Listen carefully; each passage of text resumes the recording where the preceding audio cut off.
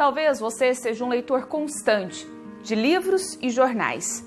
Aliás, hoje eles estão na palma da mão, por meio de aplicativos, e-books ou bancas virtuais. O acesso e a produção se tornaram mais simples, mas para a gente contar essa história, a gente tem que voltar no tempo.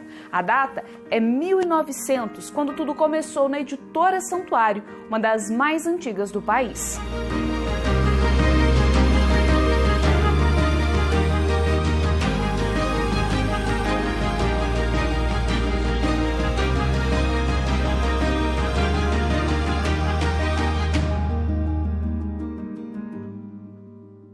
O que mais pesou para essa iniciativa foi a experiência dos dois mais importantes na turma de alemães redentoristas que vieram para o Brasil. O padre Gebardo Wigermann e o padre Valentin von Riedel. Ambos, lá na Alemanha, já tinham trabalhado com a imprensa, publicando em jornais e revistas.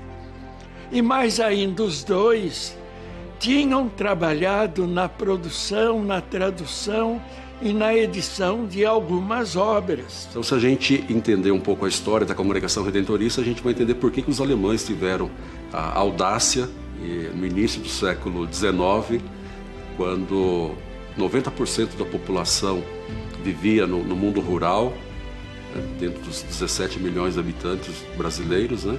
E eles se aventurarem a investir num jornal. A editora, que nascia em Aparecida, tinha o propósito de informar o que acontecia na terra da padroeira.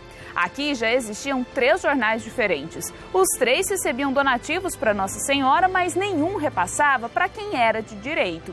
Foi então que os missionários redentoristas tiveram a ideia de criar um novo jornal, um órgão oficial do santuário.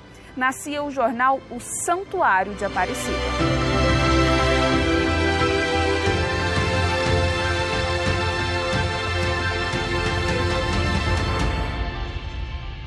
Seis anos depois da chegada dos alemães, ou seja, em 1900, dá início, né, a essa pequena gráfica, editando aí o Santuário, o jornal Santuário da Aparecida, como era chamado, né?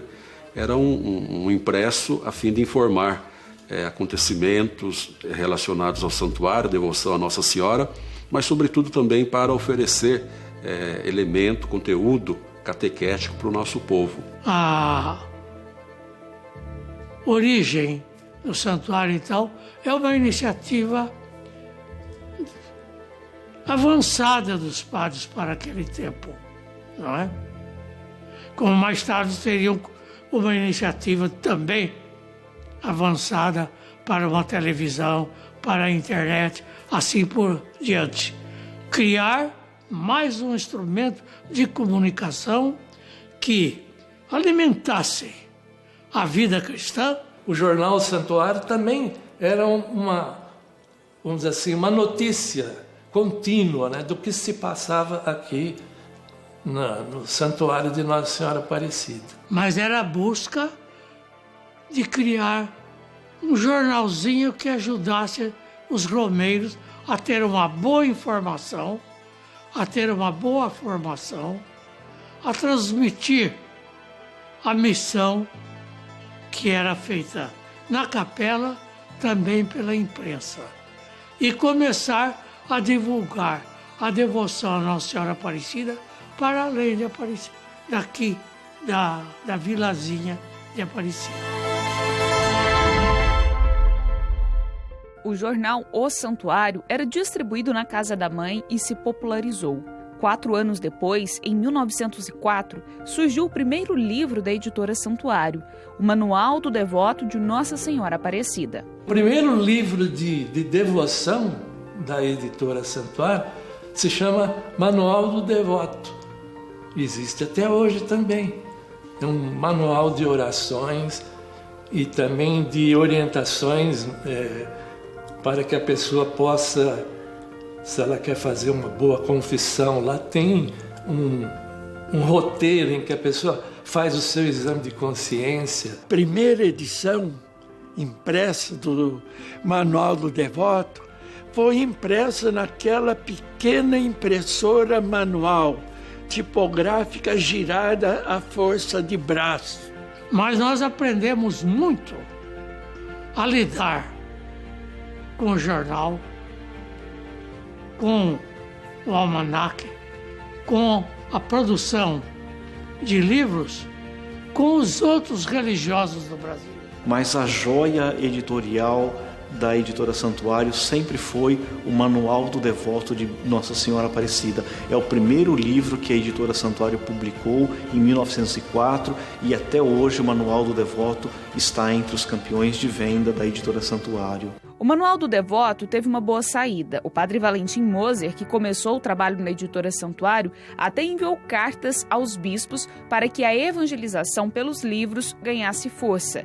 Em 1927, surgiu outra publicação que marcaria o trabalho redentorista, o Almanaque de Aparecida, que também foi chamado de Ecos Marianos com o passar do tempo. Era o almanaque a possibilidade de levar pessoas um texto, uma revista, vamos dizer assim, onde não se falava somente de religião, mas também se falava de literatura com apresentação de contos. Surgiu por uma iniciativa de um grupo de padres. Padre Geraldo Pires de Souza era o principal orientador desse grupo. Padre Francisco Ava e ainda outros, eles assumiram um compromisso. Vamos fazer um almanaque que traga orientação, não só a respeito do santuário, mas da vida da família. O primeiro trabalho foi a edição de 1969. Então, eu sozinho, eu compus esse almanaque, com perto de 200 páginas, então com ilustrações, e a gente caprichou. Então foi melhorando cada edição e eu ia melhorando. Um autor que marcou o Ecos Marianos, Almanaque de Aparecida, por vários anos, Padre Geraldo Pires de Souza.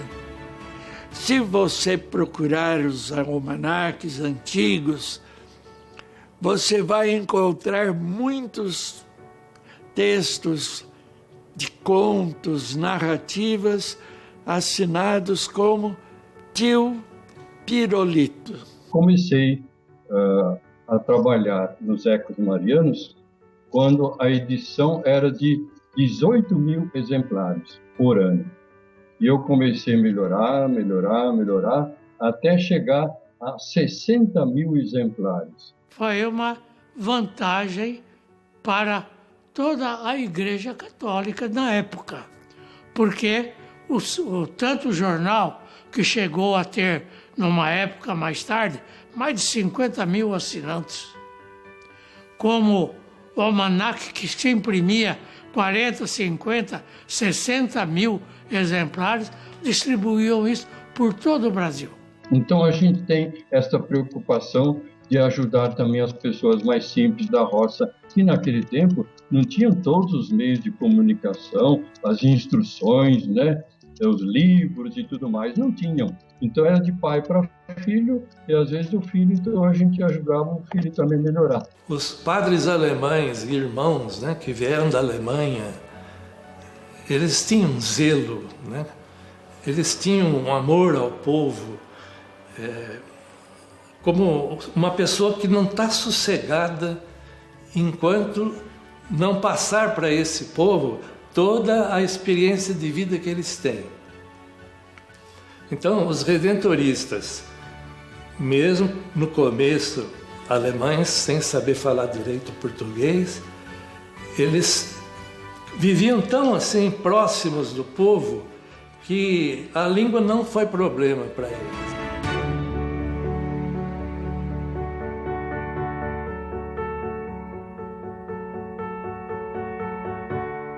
A Editora Santuário se desenvolveu e se transformou na maior distribuidora de santinhos e estampas do Brasil.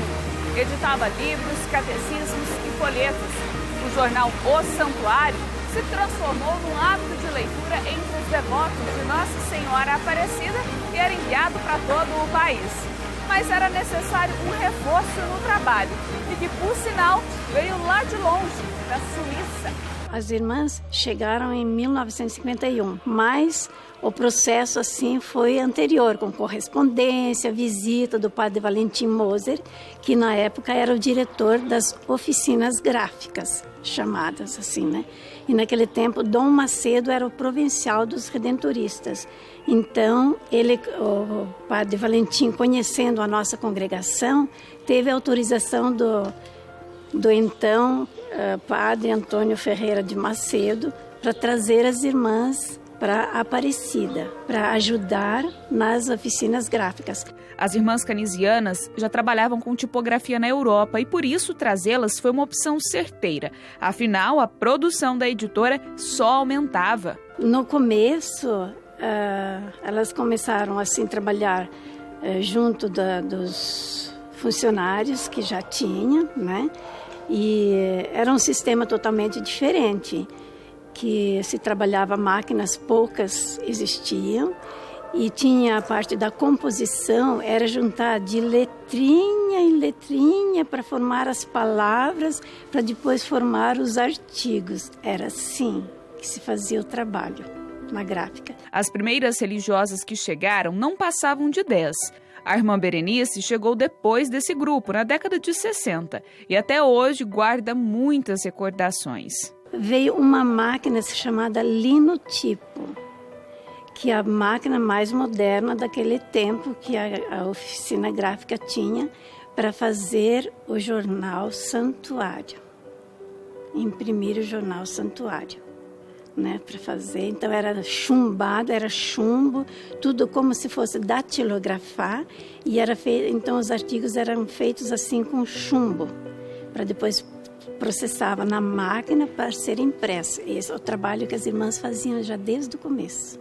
E é claro que incentivo das religiosas para os assinantes não faltava, até mesmo para ajudar a modernizar a editora. Para chegar a esse ponto, a 46 mil assinaturas, foi feita uma campanha para uma aquisição de uma máquina mais moderna na ocasião.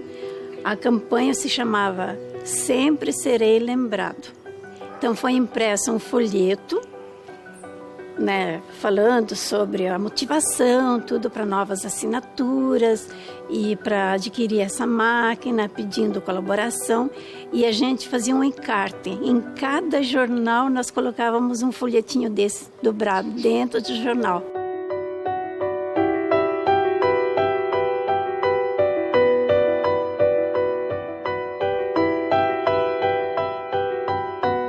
A editora Santuário ganhou força e visibilidade com as publicações. A demanda exigia a evolução do parque gráfico, que aos poucos foi realizada. Lá por 85, acho que veio a primeira mudança. Foi instalado o primeiro computador na editora, primeiro para a administração. Foi um investimento muito grande. As novas máquinas eram essenciais para um material gráfico diferenciado. A qualidade dos livros sempre foi uma marca do trabalho redentorista. Isso foi despertando o interesse para melhorar o sistema de fotocomposição. Foi então adquirido um equipamento melhor. Começamos a fazer a diagramação digitalmente. O resultado desse investimento trouxe reconhecimento, muito reconhecimento. Tivemos a oportunidade de ocupar a vanguarda nessa modernização.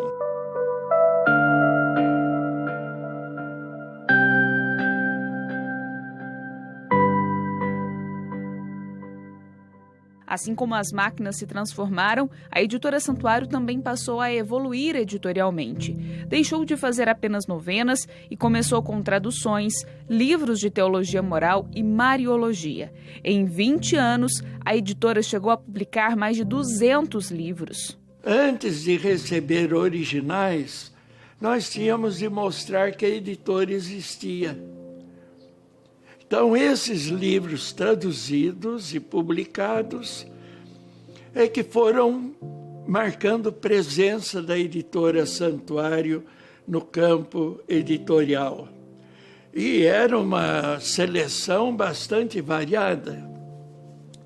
Italiano, espanhol, francês, alemão, inglês. Foi o primeiro trabalho que o Padre Flávio me deu para fazer lá na editora, foi ajudar na revisão deste livro aqui, O Caminho do Senhor. E nunca me esqueci disso, né? Foi até bom tê-lo aqui em mãos.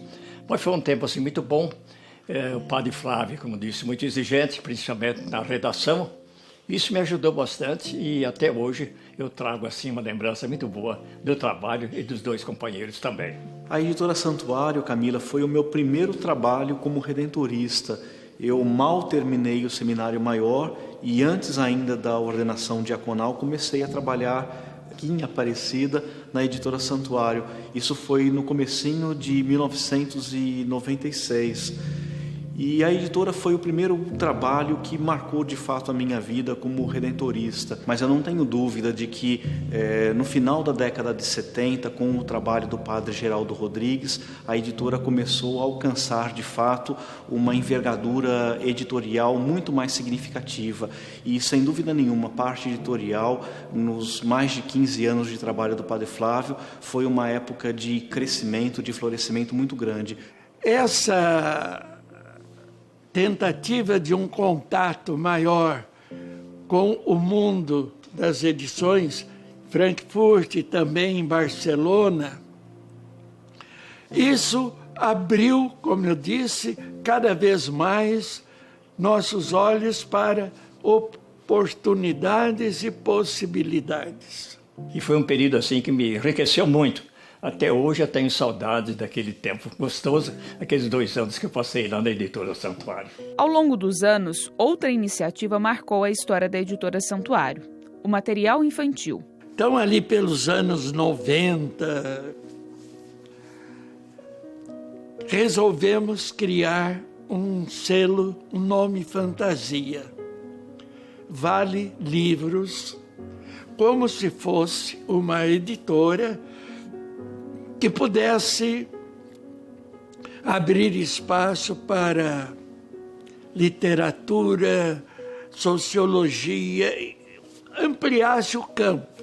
Na Vale Livros, criou-se todo um setor para a literatura infantil. Além de salmos, o mundo infantil exigia livros diversificados. Prêmios significativos chegaram para a Editora Santuário em consequência dessa linha editorial. Nós conseguimos 2 vezes o prêmio Jabuti por obras dessa coleção infantil. Nessa ousadia de ampliar o trabalho editorial veio a tradução da Bíblia, que hoje conhecemos como Bíblia de Aparecida. Com o padre Francisco Costa, começou um trabalho de aprofundamento.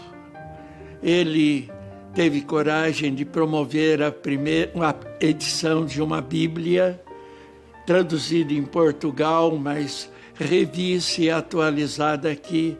Foi uma iniciativa muito corajosa e começou a fazer a tradução de alguns livros.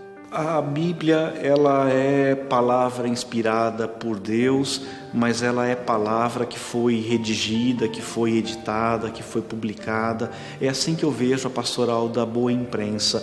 É o desejo de evangelizar através dos meios de comunicação, através dos livros.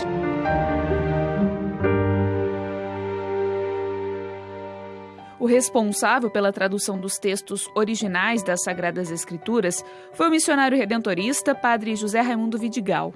Naturalmente, a minha resposta é que cada uma tem um olhar diferente, um público diferente, né?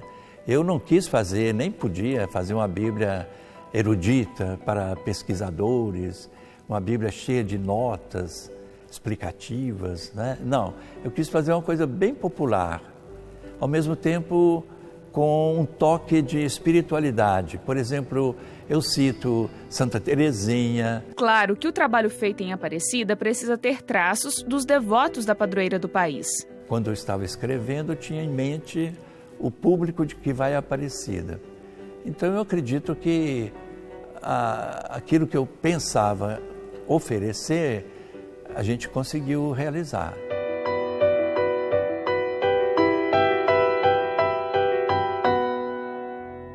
O jornal O Santuário é um dos 5 jornais impressos do Brasil que nunca teve a publicação interrompida. Com o passar do tempo, com os desafios próprios da mídia impressa, ele até deixou de ser semanal para ser mensal.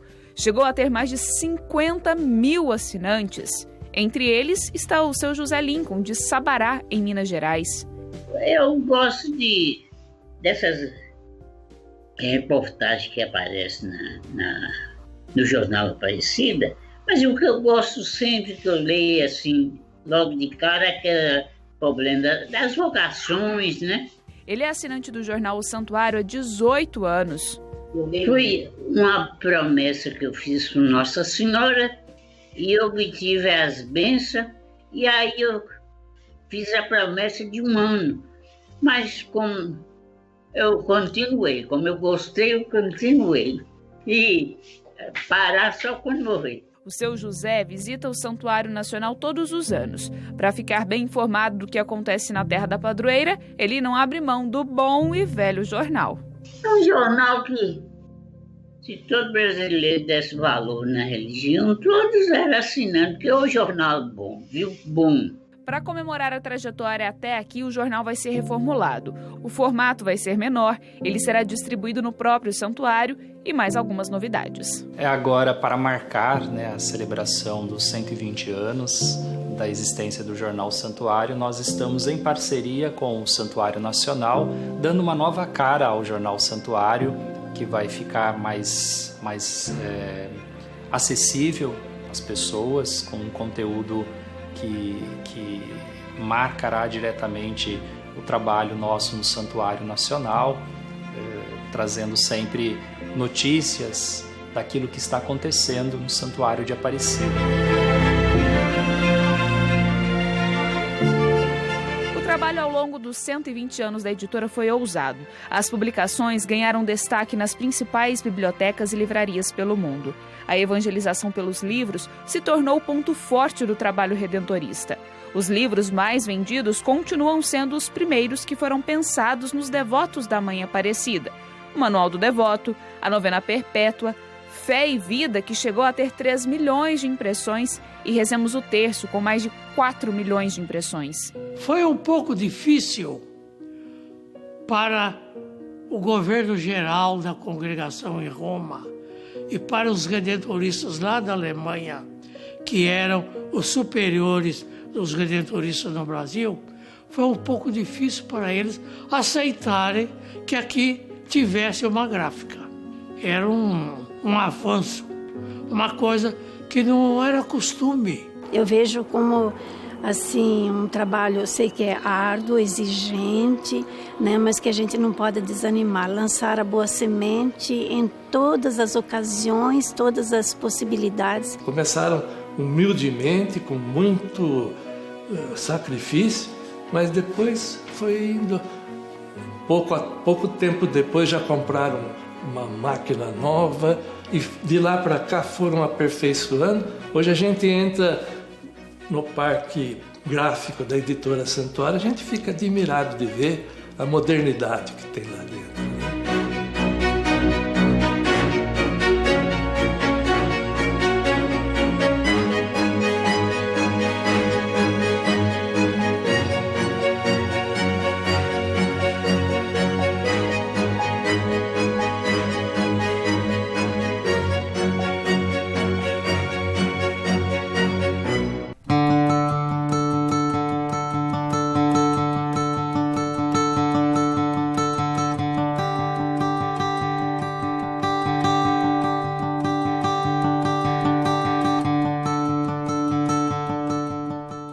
A década de 60 foi marcada pelo Concílio Vaticano II, que tinha o propósito de modernizar a igreja no mundo todo.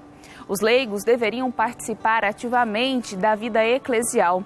Foi feita uma reforma litúrgica e a substituição do latim para a língua de cada comunidade.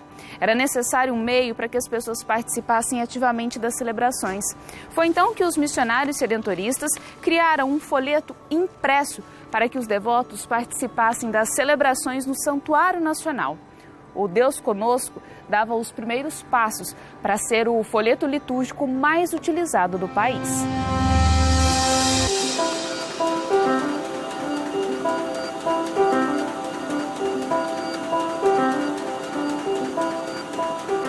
Naquele tempo não tinha o lecionário, a palavra de Deus era escolhida para aquela celebração. Então, além de todo o rito litúrgico, tinha que preparar a palavra de Deus também. Eles começaram, e aí, claro, foi evoluindo, e o livreto, o folheto, nasceu então em setembro de 1970. Quando ele apareceu, ele foi um grande instrumento de atualização litúrgica, de renovação. A liturgia era toda, por exemplo, as celebrações dos sacramentos, celebração da Santa Missa, era em latim. O padre rezava a missa em latim, de costas para o povo, voltado para o altar. O povo não entendia nada do que o padre estava rezando. Se a gente tomar o folheto histórico primeiro, que a gente tem em arquivo, né? Então era uma coisa bem densa e muito bem feita, muito preparada mesmo por estes sacerdotes que eu já citei. E o povo, claro, podia rezar, né? Ele podia participar da celebração de modo muito mais ativo, né? Muito mais eficiente do que só escutando lá o sacerdote, como era antes do Concílio Vaticano II. O Concílio Vaticano II deu uma grande inspiração. É preciso modificar, é preciso que o povo participe ativamente da celebração.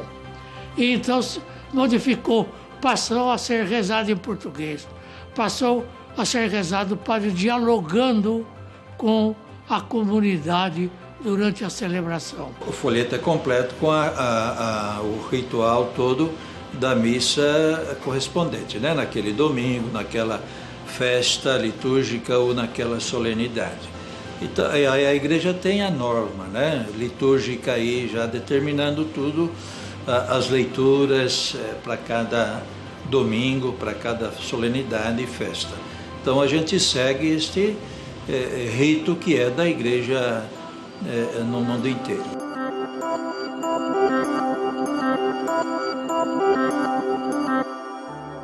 O folheto Deus Conosco nasceu apenas para as missas do Santuário Nacional de Aparecida, mas a adesão foi tão intensa que ele se popularizou pelo país. Depois de se tornar o folheto dominical mais utilizado no Brasil, ganhou a versão dia a dia. O livro trouxe as celebrações para todo o mês e estimulou para que cada pessoa participasse dessas celebrações. Primeiro dia a dia, livreto da missa, aí já todos os dias da semana e do mês, ele é mensal, né? Todos os dias da semana, também os domingos. Ele nasceu em 2002, né?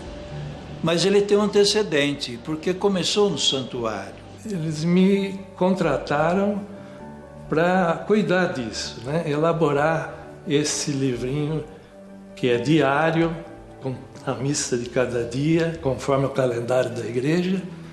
E eu fiz, aprovaram, e começou a ser editado. Então, todo mês sai um livrinho novo.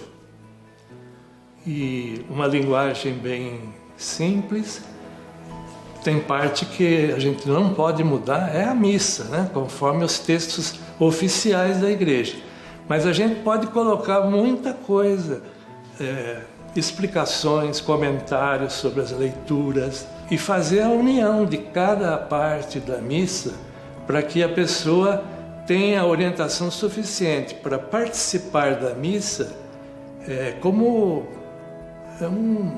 uma pessoa que está em atividade, que não está só assistindo, ou que não está só cumprindo uma norma, uma lei, né? Esta reflexão ela não é feita exatamente para o padre, ela é feita para o povo, né? Por isso o tom da linguagem também é bem para o povo de Deus mesmo. Depois de organizar todos os elementos que cabem dentro da missa e que são obrigatórios, né?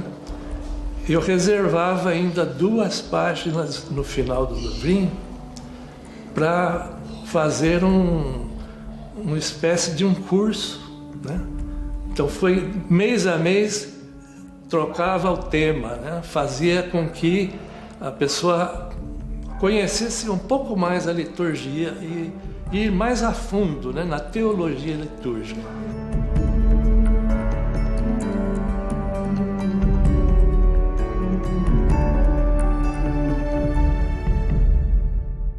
O Deus Conosco marcou a história, sendo o primeiro subsídio litúrgico completo. Além da liturgia, ele traz traços da espiritualidade redentorista, centrada na figura de Jesus Cristo e a sua redenção. Ao longo dos 50 anos, o Deus Conosco se transformou num dos principais produtos da editora Santuário. A linha completa ajuda, inclusive, que comunidades realizem a celebração da palavra. O Deus Conosco, ele chega às comunidades, às pessoas que estão lá vivendo a sua fé no seu dia a dia. Através do Deus Conosco nós alcançamos muitas pessoas e ele tem esse objetivo de ajudar as pessoas a viverem a sua fé, celebrando-a em sua comunidade, celebrando-a em suas famílias e sempre uma linguagem bastante popular. Vai trazer a mesma palavra de Deus do Deus Conosco, porque é litúrgico, não muda, né? Mas o modo de celebrar é diferente, né? Para o livreto da celebração da palavra, a gente busca mesmo a orientação da igreja, tudo mais uma insistência para a participação do povo com respostas de acordo com a celebração. O calendário da igreja é igual no mundo todo. Mas a gente fazendo o texto, o livro, né, rodando, né, a gente pode captar toda a realidade de um país, de uma cidade, pode até fazer com que a linguagem, naquilo que é possível, seja mais de acordo com os costumes ali, né?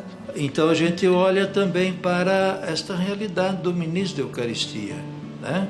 Esse trabalho admirável do ministro da Eucaristia, que está lá na comunidade, está servindo a comunidade, a gente não pode esquecer que ele não é funcionário, é um exercício batismal, né? Agora, é claro, ele vai lá levar a Sagrada Comunhão para o doente, um trabalho lindo. Ele o ministro da Eucaristia, ele é Cristóforo, é o portador da pessoa de Jesus. Não só na Eucaristia que ele está levando para o doente, mas para a sua própria pessoa. A importância do Deus Conosco, eu acho que ele fala, a palavra que vem dele é muito fácil. Para os ministros que interagem com isso, eles têm um vocabulário mais fácil.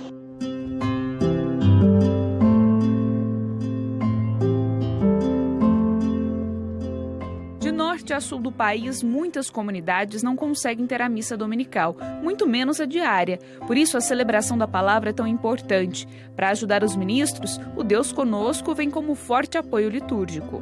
O livrinho a gente utiliza na sequência íntegra do que está no livro, porque o livro ele nos instrui, ele nos orienta, né? Uma sequência mais resumida, ao invés da gente estar buscando no missal. Então ele colabora demais, que ele facilita o entendimento, é de uma leitura simples e nos orienta no caminho da sequência da celebração. Então, o rito inicial, o rito da comunhão, o rito da palavra, então é um conjunto completo, resumidamente. Então, o Deus Conosco, ele traz de uma forma equilibrada um roteirinho para a celebração, como o Ministério das Exéquias também, que também é ministério laical do cristão leigo para fazer a encomendação do falecido, né?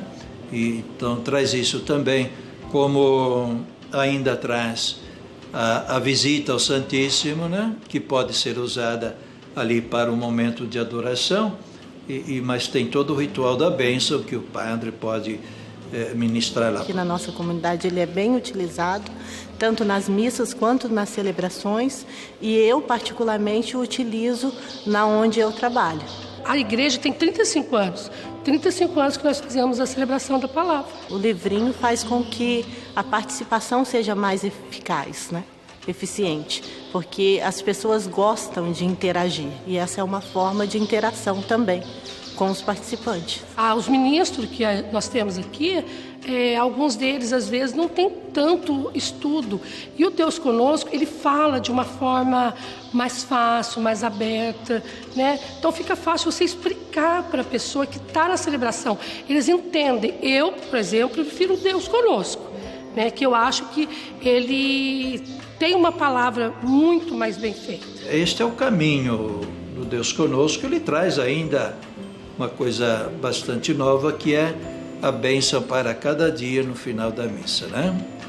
Se consagrou no Deus Conosco dia a dia a bênção da saúde às quartas-feiras. Isto surgiu no santuário, uma necessidade, a gente colocou e firmou na quarta-feira, né? E veio assim, que dia que vamos for? Quarta-feira, pronto, está lá.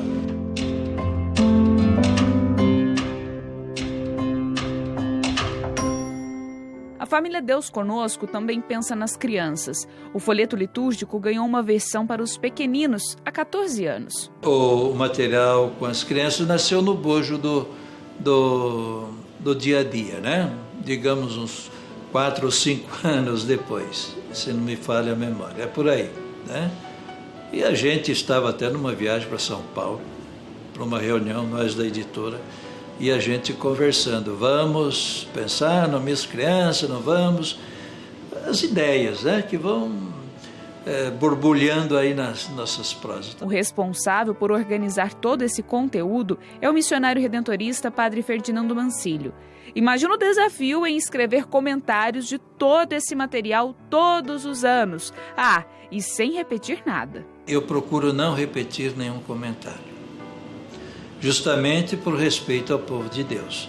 Claro, às vezes a gente aproveita algumas ideias que estão, a gente acha bem pertinente, então aproveita. Mas a sua pergunta, o ponto de partida é o Evangelho, ele é o centro dali, né? E é interessante que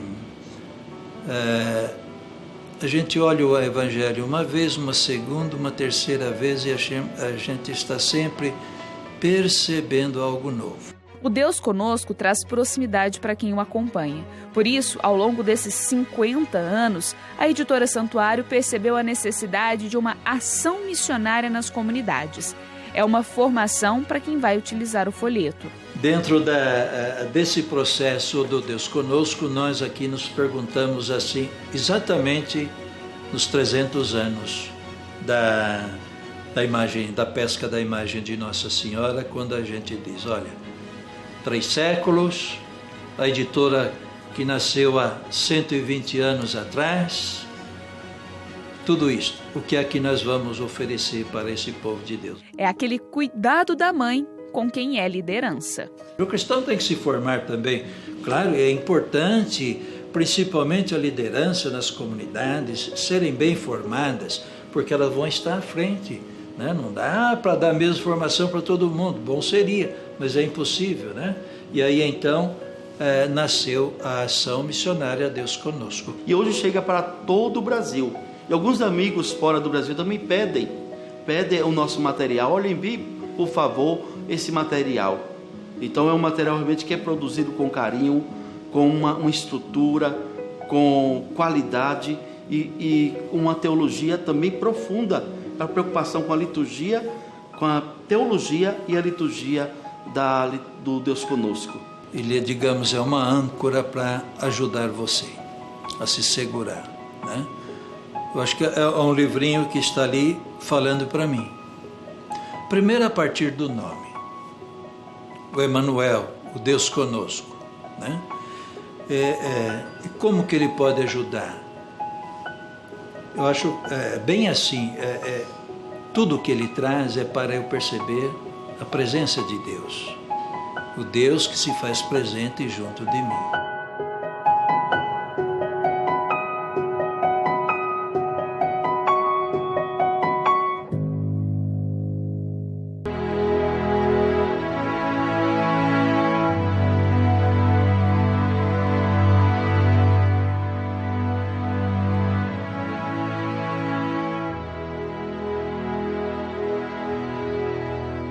É impossível falar dos 120 anos de trabalho da Editora Santuário sem falar de Santo Afonso Maria de Ligório. No século XVIII, ele escreveu mais de 100 obras. Essas obras tiveram mais de 21.000 edições em 72 idiomas. Isso fez com que ele fosse um dos autores mais lidos em toda a Europa. O fundador da Congregação do Santíssimo Redentor foi um escritor exemplar e que deixou um grande legado. Um legado, digamos, teológico da vida redentorista. Santo Afonso primou muito por escrever obras de teologia moral exatamente para formar a consciência do nosso povo. Então não basta ser um católico, mas é preciso agir como católico. E para isso ter uma consciência bem formada, ter conteúdo, ter doutrina, né, que esclareça de fato a nossa fé. Então acho que é na esteira de tudo isso que se deve aí a origem e a manutenção ao longo de todos esses anos com muito sacrifício, né? Bom, a Editora Santuário, ela tem uma missão muito vinculada à missão dos missionários redentoristas, né? Não é possível conceber a Editora Santuário sem imaginarmos o trabalho de nós missionários redentoristas, que é justamente anunciar a copiosa redenção, o Evangelho de Cristo, levar a esperança aos corações. Esta é a missão da Editora Santuário. Santo Afonso foi o homem que mais produziu livros na história, né? E de mais edições. Claro que a gente fala, esse mais é mais, se a gente for estudar, olhar no mundo todo onde estão os redentoristas, onde eles estão, realmente há mais edições somente dos livros de Santo Afonso. Pensando o jornal Santuário, né, que é a primeira forma de comunicação que nós tivemos os redentoristas, depois pensar a rádio, hoje pensar a televisão. Então a comunicação impressa ela era a mais comum, a mais acessível, e os redentoristas investiram nisso, acreditaram nisso, inclusive criando a Editora Santuário justamente para levar informação para as pessoas, e informações às vezes básicas, né? Que era o noticiário do Santuário Nacional, mas também que pudessem contribuir para a formação do povo brasileiro. Foi essa trajetória de Santo Afonso que inspirou muitos redentoristas a também se dedicarem na produção de livros. Então ele escreveu o tratado dele de teologia moral, são vários volumes, em que ele coloca, assim, passo a passo, bem analítico, como que se faz a fundamentação de uma teologia moral para a formação do clero. Então ele entrou numa área científica, acadêmica, séria. Ele estudou muito. Ele tem inúmeras citações de filósofos e de autores, e ele vai... Então, ele pegou uma linha científica, profundamente científica. Ele deixou essa herança para nós. Santo Afonso escreveu uma obra profunda, a Teologia Moralis, em latim, em vários volumes, um tratado completo sobre a teologia moral. Para a época, uma ideia que ele teve de não ser tão rigoroso como os mais rígidos, nem tão aberto e, vamos dizer assim, relaxado, como aqueles que pouco estavam se importando com a responsabilidade de uma vida cristã. A gente começou fundando uma Sociedade Brasileira de Teologia Moral e publicamos pela Editora Santuário 12 volumes de teologia moral na América Latina, dos quais eu coordenei, e tenho muitos capítulos de livro em quase todos esses volumes, exatamente para poder voltar para o clero, para o mundo científico, dentro da comunidade cristã, uma forma pastoral de pensar e de viver. E eu passei a escrever pela Sociedade Brasileira de Teologia Moral e Ciências da Religião, e fui presidente da sociedade durante uns vários anos, quase 8 anos, e ali a gente coordenou também muitas obras e muitos livros, e aí durante esses 7, 8 anos foram umas 12 obras mais ou menos. A teologia moral proposta por Santo Afonso ganhou destaque. É falar com o povo e com a linguagem do povo sobre a copiosa redenção. Santo Afonso, ele deixou como herança duas grandes linhas. Uma linha que é a dominante, é o serviço pastoral. Então, o amor aos pobres. Então ele tem tratados maravilhosos de teologia voltados para uma compreensão popular. E fez depois toda uma linha de devocionários e outras coisas assim, numa linha voltada para o popular. E tem uma linha científica. Essa linha científica, então, é visando aqueles que vão poder dar uma continuidade de levar ao povo uma teologia do amor de Deus que seja compreensível, que seja construtivo. E Santo Afonso ele queria que as pessoas, até as mais simples, tivessem acesso. Como temos os livros aqui famosos de Santo Afonso, As Visitas ao Santíssimo Sacramento, o livro A Oração, o livro As Glórias de Maria, todos esses livros, hoje eles são populares no mundo todo.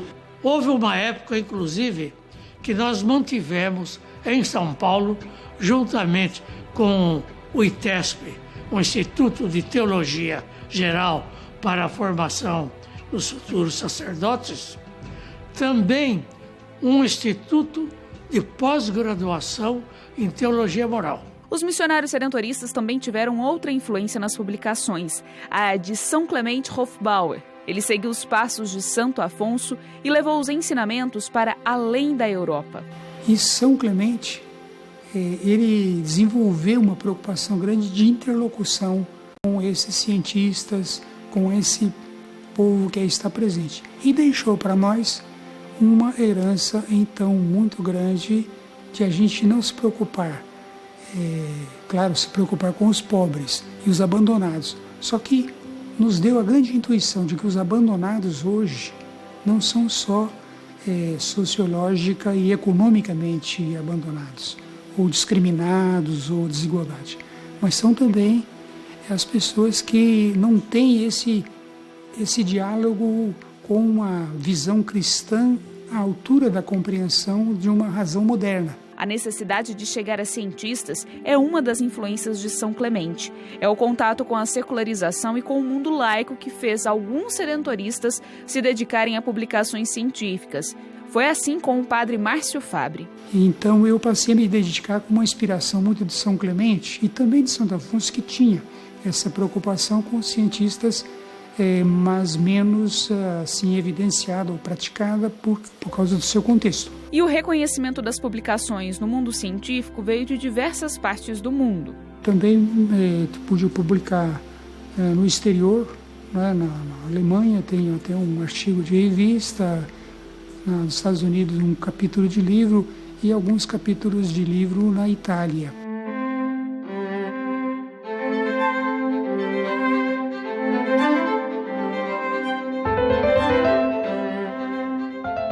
A ousadia que inspirou os redentoristas a fundarem a editora Santuário fez com que ela chegasse aos 120 anos de história, com mais de 500 livros publicados e uma linha completa de subsídios litúrgicos. O legado literário de Santo Afonso continua, assim como a influência de São Clemente, que fez com que até uma linha de segmentos para o mundo acadêmico fosse desenvolvida, a editora Ideias e Letras.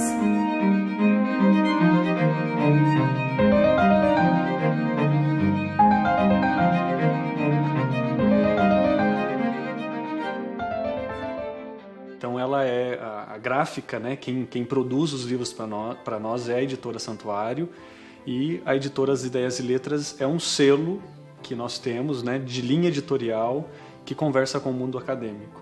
A tentativa é que nós pudéssemos ter um conteúdo um pouquinho mais específico para conversar com os universitários e com as faculdades e que também saísse do meio religioso, né? Que pudesse expandir um pouquinho do meio religioso e conversar com outras ciências que não a teologia, né? Que é próprio do mundo da santuário. Então sempre existia dentro da província essa pergunta, né? Nós estamos evangelizando somente os católicos? Não seria necessário abrir o diálogo com outros segmentos da sociedade?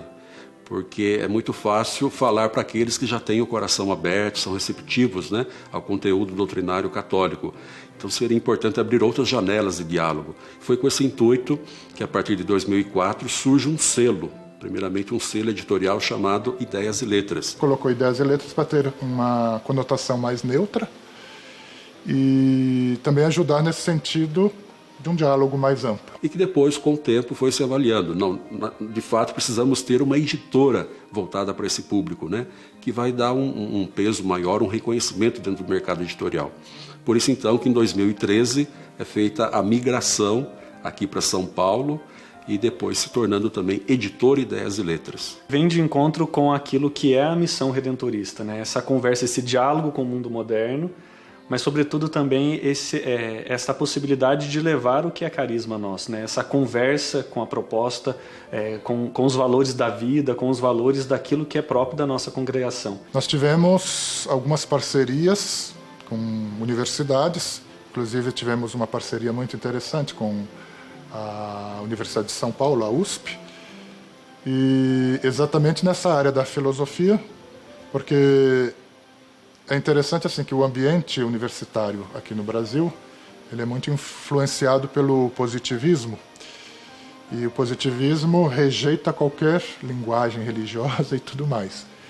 Então, uma maneira de se fazer presente no universo das universidades é realmente ter uma linguagem que seja mais neutra. Quando você está numa universidade, nós temos ali uma listagem de livros que você tem que adquirir para fazer a matéria, o conteúdo e tudo mais. E a gente está justamente no mundo acadêmico que muitos professores que estão à frente de cursos, né, são diretores ou até mesmo lecionam, como autores de livros nossos. Então eles acabam indicando os nossos livros para o mundo acadêmico.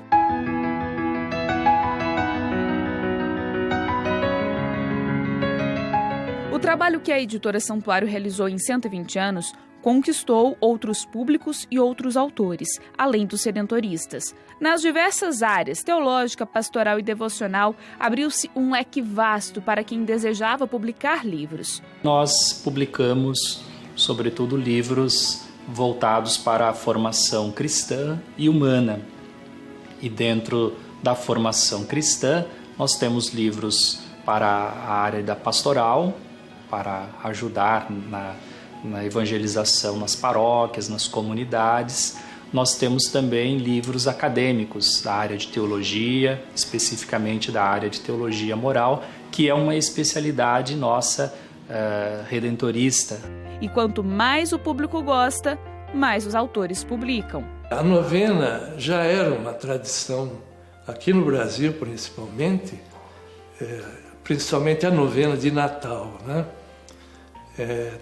É costume das famílias se reunirem, os vizinhos, às vezes o pessoal de um quarteirão todo se organiza, né? Marca os dias da novena, a novena de Natal, ou mesmo a novena de um santo, de um padroeiro, e eles decidem se encontrarem a cada dia para rezarem, louvarem. A primeira foi nós, os católicos romanos, que já chegou quase 100 edições, que eu me lembro.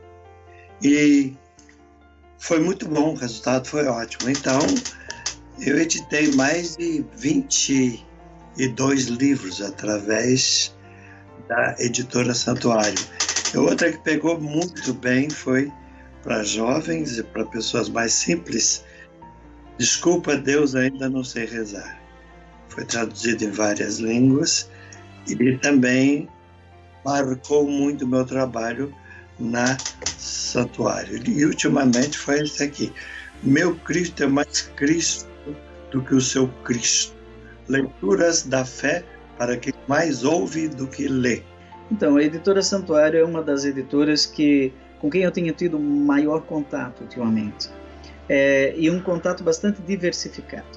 Primeiro, o primeiro contato que eu tive foi por meio do livro As Janelas do Vaticano II, que foi um livro referencial sobre os 50 anos do Concílio Vaticano II, que reuniu um grupo de teólogos muito grande daqui da Faculdade Deoniana, em Taubaté, e também da hoje PUC de São Paulo, na época Faculdade de Teologia Nossa Senhora da Assunção. Aproveitei para fazer uma pedagogia através da televisão, do rádio e dos livros. E a finalidade era a mesma: ensinar o povo a pensar. Por isso que eu estou aqui. Fui convidado, aceitei, foi muito bom. Me sinto muito valorizado. Foi a minha vez de editar um livro que foi fruto de um dos congressos mariológicos, que eu tenho um carinho muito grande, que é esse daqui, Uma Leiga Chamada Maria, né?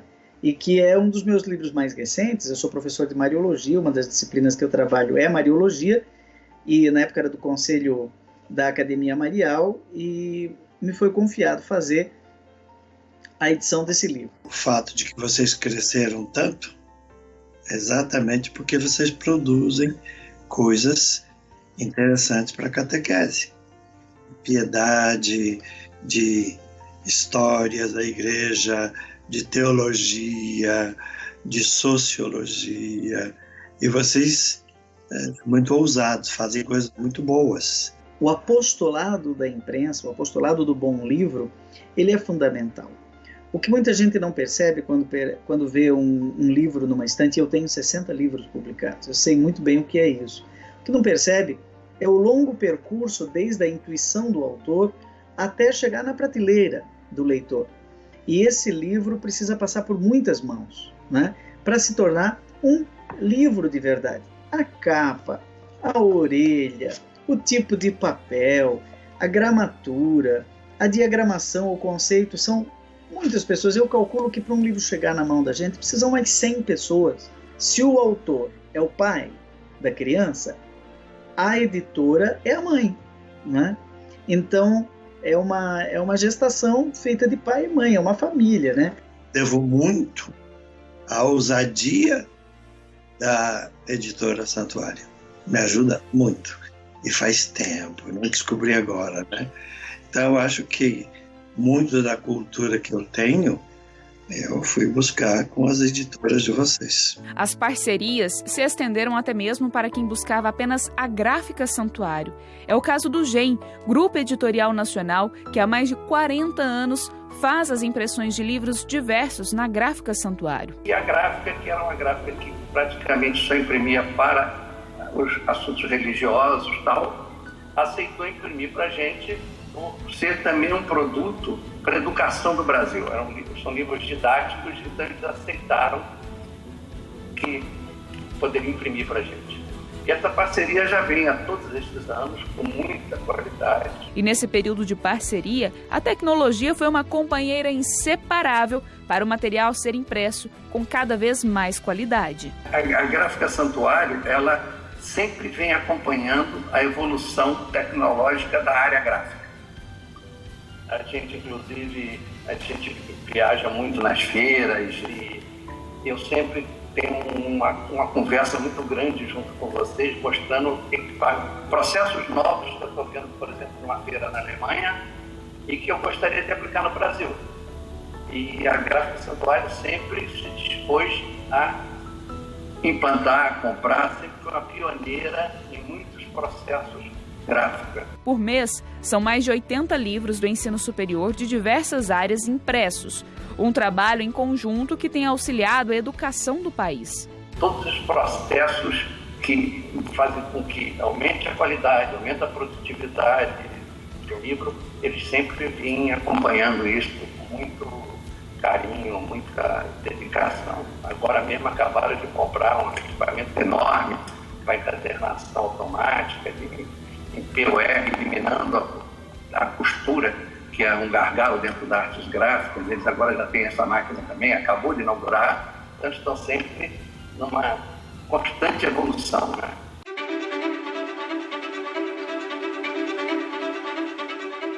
Para que o livro chegue até as prateleiras, ele percorre um longo percurso.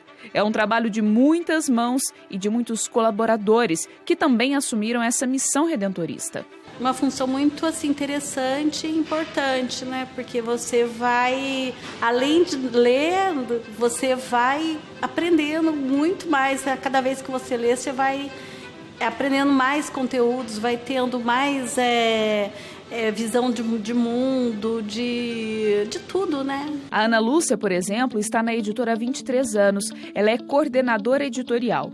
E nesse período viu a evolução acontecer embaixo dos próprios olhos. Quando eu entrei, que nem internet a gente tinha para pesquisa, né? Tal, era o computador só, né? Mas aí com o tempo vai sendo implantado, conforme as necessidades, aí vão sendo implantadas as mudanças que só vêm para ajudar mesmo e para melhorar, agilizar o trabalho, né? O sentimento de gratidão é o que mais define um trabalho de tantos anos. Você vê que não passa coisa ruim. Para passar pelo nosso conselho, tem que ter realmente uma seriedade no texto, tem que estar de acordo realmente com os valores cristãos, humanos e religiosos. E a gente aqui prima por isso mesmo, e pela qualidade do material também, para que seja um material esteticamente bom para a pessoa ler, né?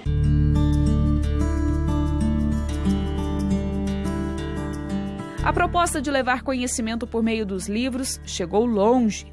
Para divulgar os livros da editora Santuário, era necessária uma livraria que vendesse o seu próprio conteúdo. Nós possuímos 8 livrarias Santuário, sendo 7 estabelecidas em Aparecida e uma em Sorocaba, interior de São Paulo. O papel delas dentro da editora e dentro da evangelização é importante porque ela faz a divulgação dos periódicos, dos livros, das bíblias, né, que a editora produz e vai ser distribuído para o povo de Deus nessas livrarias. Não só nas nossas, né, livrarias Santuário, mas também em todas as livrarias católicas do Brasil. É uma forma, inclusive, de ajudar quem vem até a casa da mãe a levar para outras pessoas conteúdo de evangelização. Não é só o devoto que vem, tem muitas pessoas que vêm e trazem pedidos de outras pessoas, então elas levam também, né, para outros irmãos em diversos lugares do Brasil. A evolução da editora, ela se deve a todo um processo de evolução cultural. E eu digo cultural não só na perspectiva da sociedade como um todo, mas inclusive também cultural na perspectiva do público católico. O primeiro passo dado em 1990 fez chegar ao século XXI com uma responsabilidade de evangelizar por meio do impresso, ou melhor, além do impresso. Diante de tudo que 2020 está representando na vida de todo mundo, a gente teve que inovar, teve que, né, olhar, ter outro olhar inovador para a questão do periódico, para a questão da leitura. Então a gente está tentando não só olhar o livro físico, né, para a pessoa ter em mãos, mas também olhar outras oportunidades, né, o livro digital, o livro em áudio para a pessoa ouvir. Nós fomos a primeira editora católica a ter e-books. Hoje estamos com uma máquina nova que o livro hoje não precisa ser costurado, chamado IPUR, onde o livro é colado. Isso facilita muito a produção, o acabamento do livro e até mesmo a velocidade da produção desse material. Quando olhamos, né, para o futuro, imaginamos muitos desafios, né? Hoje o mundo das publicações ele é fortemente alcançado ou né, assim, atingido pela questão do universo digital.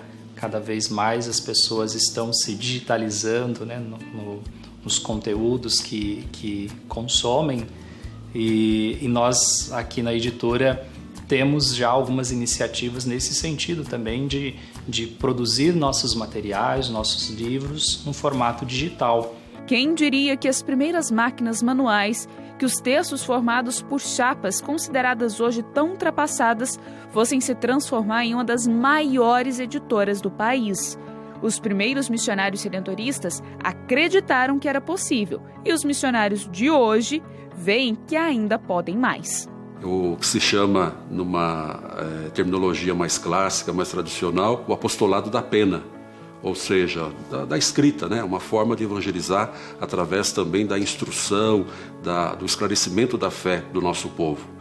A grande razão dos alemães terem apostado nesse apostolado se deve a essa tradição alfonsiana que nós chamamos, né? Que vem desde a época de Santo Afonso. Santo Afonso, ele está aqui desde o início, né? Vai continuar, porque como um escritor, né? E uma pessoa que queria com que o povo simples, o povo da roça, tivesse acesso a esse conteúdo, nós estamos fazendo a nossa missão, porque a gente acredita que a nossa palavra, né, que o nosso trabalho, ele vai até os confins da terra, né, e a gente não tem percepção ou imaginação de onde ele chega, mas chega. É a preocupação de evangelizar através realmente de um material com qualidade e com segurança. Então quem comprou nossos livros, tenho certeza, está indo por um caminho certo pela igreja. Aparecida acaba ajudando a convergir tantos meios de comunicação, né?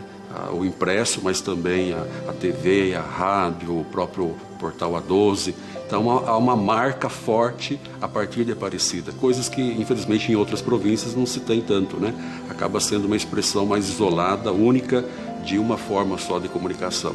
Nós temos a vantagem, o privilégio de Aparecida falar com o Brasil e com o mundo. É uma marca conhecida graças a Nossa Senhora. É uma editora realmente utilizando dos meios gráficos para a evangelização do povo brasileiro.